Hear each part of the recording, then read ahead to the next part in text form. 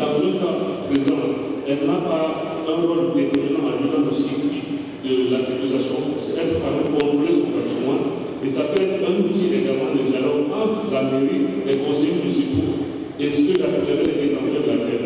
Parce que quoi qu'on le dise, il y a les détenteurs de la terre qui existent.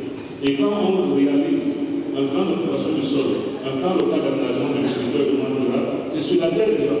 Alors ces gens-là, quel est leur rôle dans cette dynamique qu'on va transformer en investissement? Est-ce qu'on peut, à travers les schémas, les systèmes d'information foncière intégrés, connaître la valeur réelle du sol? Par valeur réelle du sol ici, j'entends un sol qui est purement agricole. Il a beaucoup. Mais si dans ce sol, nous savons qu'il y a des mines ou des minéraux potentiellement exploitables, on ne peut pas changer. Et donc, dans la dialectique de discussion entre le ministère des mines qui est chargé des attributions des zones d'exploitation minière, ce sont des valeurs. Donc, comment est-ce qu'on intègre la valeur du sol, qui a un sous-sol, à fort potentiel minier, dans la négociation? Le deuxième paramètre, c'est si ce sol, par exemple, si on est dans une zone côtière, a un gros dans la zone du Mont Cameroun, on sait que c'est un sous-sol pour du potentiel hydrocarbure.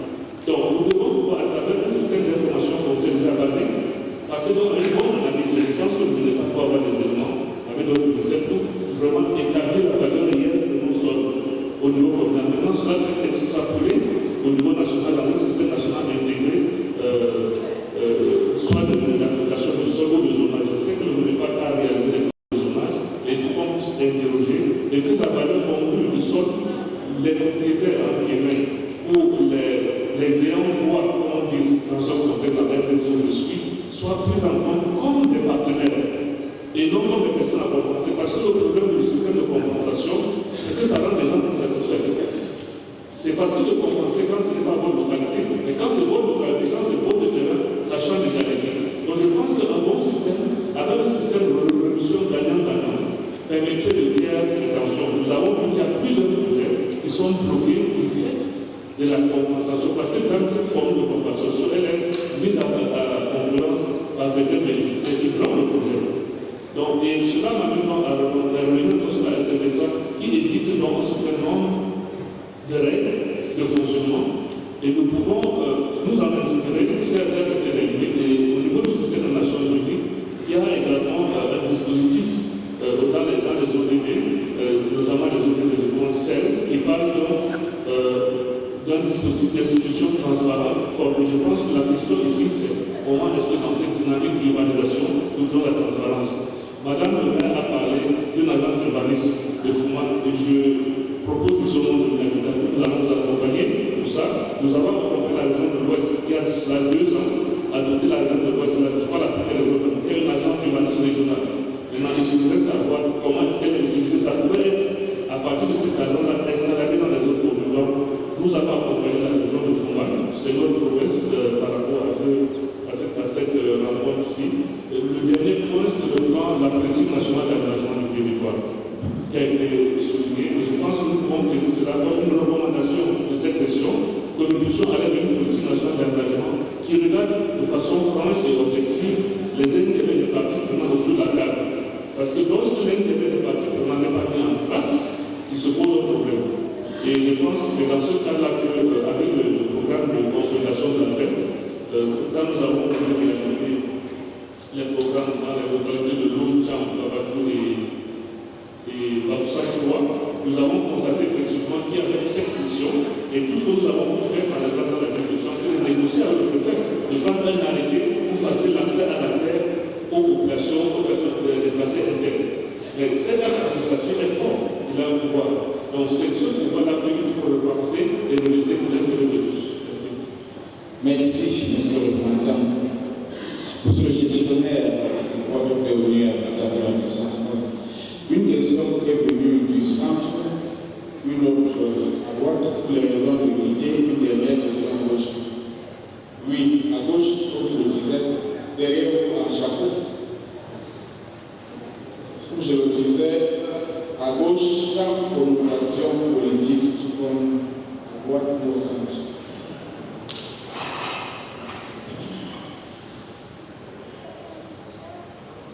Micro.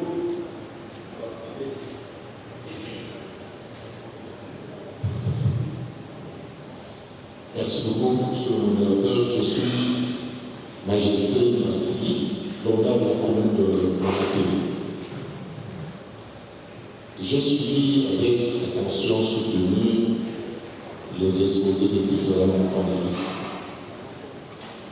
Monsieur le modérateur, j'ai suivi votre propos. J'ai suivi les autres. Il y a un panéliste qui a déclaré que dans 10 ans, 3 Camerounais sur 4 seront dans les villes. Je crois l'avoir suivi. Et je vous dis que vous avez accompagné 145 CTP à obtenir un document de planification. Et tous. Alors, monsieur le secrétaire général, ça veut dire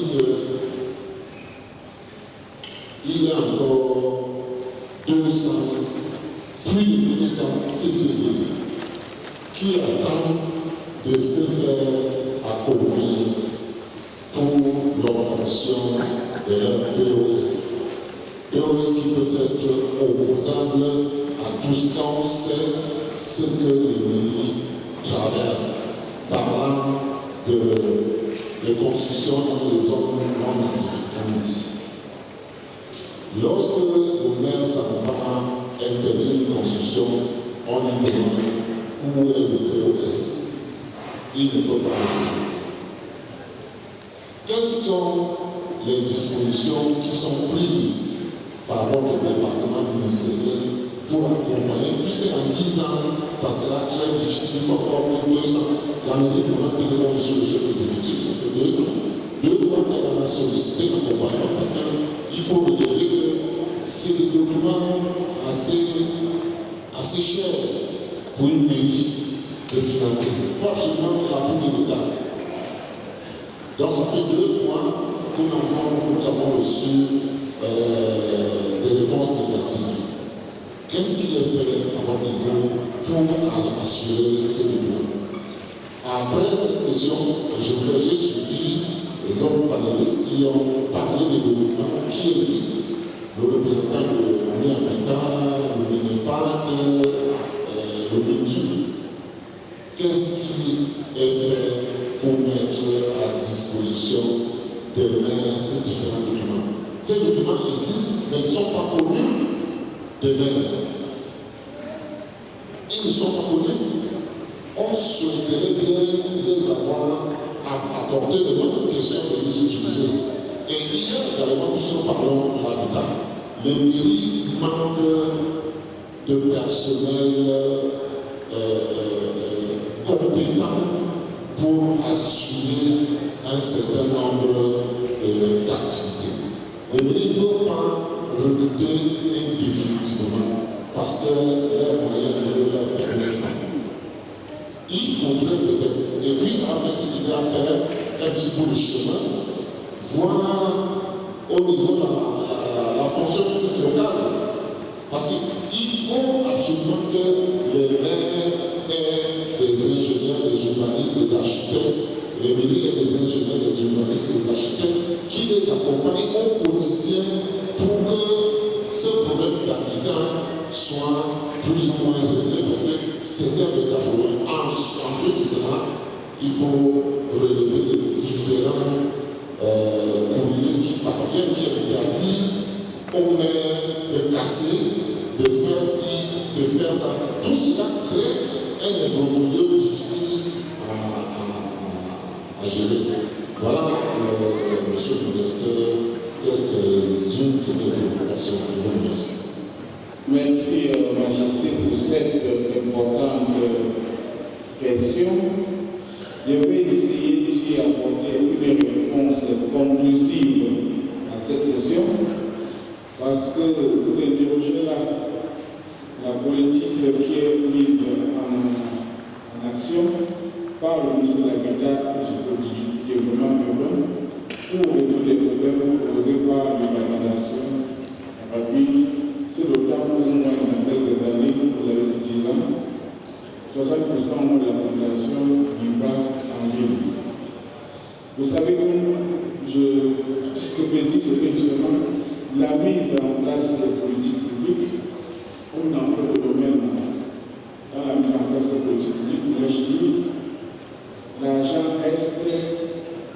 également le maire de la terre.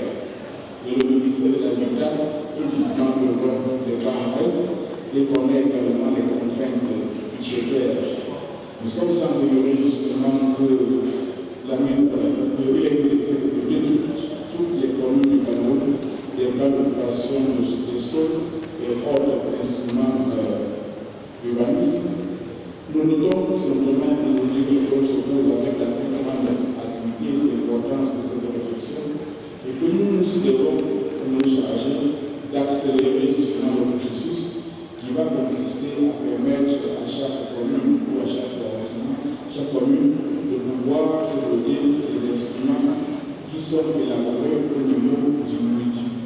De même, une campagne d'explication, une campagne de sensibilisation à la mise, à l'élaboration et la mise en application des instruments élaborés par nous a déjà été déclenchée. Nous allons nous attirer justement à l'étendre plus rapidement vers laquelle nous allons toutes les mairies, que l'information soit connue et partagée de tous. Voilà ce que je peux dire pour essayer d'apporter une réponse qui n'est pas politique, justement parce que je vais regarder par le directeur du ministère, je suis le directeur administratif, mais je voudrais justement limiter par les moyens, limiter par le budget. Le ministère ne pas à un rythme, c'est un rythme qui mérite d'être accéléré. Ceci nous permet justement de comprendre et de comprendre en disant si beaucoup a déjà été fait, beaucoup reste beaucoup reste encore à faire. Et ce qui reste à faire, sera fait par nous tous, sera fait avec la participation de tous et de chacun. Dans les politiques publiques qui visent le développement durable du pays, doivent intégrer les difficultés que nous relevons ensemble là aujourd'hui pour l'élaboration des instruments de planification urbaine et surtout leur mise en application si nous voulons contribuer de manière efficace à un développement durable. I thank you for your kind attention.